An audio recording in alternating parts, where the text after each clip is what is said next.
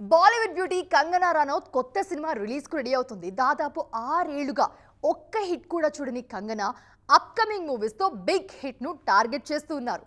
అంతేకాదు పొలిటికల్ గా సక్సెస్ అయిన తర్వాత కంగనా చేసిన సినిమా కావడంతో అప్కమింగ్ మూవీ మీద చాలా అంచనాలే ఉన్నాయి. ఎంపీగా గెలిచిన తర్వాత కంగనా రనౌత్ నటించిన సినిమా భారత భాగ్య విధాత.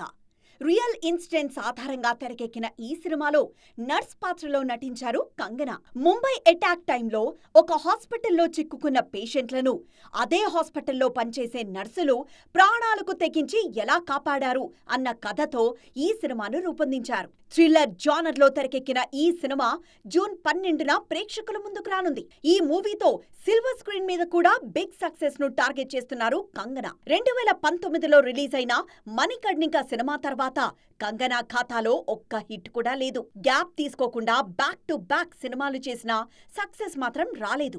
2024 తర్వాత పొలిటికల్ ఎంట్రీ కారణంగా బ్రేక్ తీసుకున్నారు కంగనా. ఈ బ్రేక్ కన్నా ముందే కంప్లీట్ చేసిన ఎమర్జెన్సీ మూవీ వరుస వాయిదాల తర్వాత రీసెంట్ గా ఆడియన్స్ ముందుకొచ్చింది.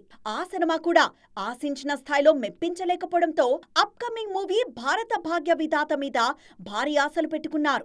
మరి ఈ సినిమా కంగనా కెరియర్ ను గాడిలో పెడుతుందేమో చూడాలి.